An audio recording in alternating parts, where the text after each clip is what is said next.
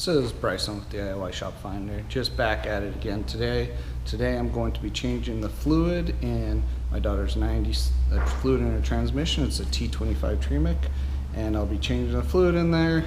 It's shifting a little rough in certain gears, so I'm hoping change fluid, put a little conditioner in there. I'm hoping that'll smooth it out a little bit. So I'll be showing you how to do that, and probably doing a few other small things. So we'll get at it.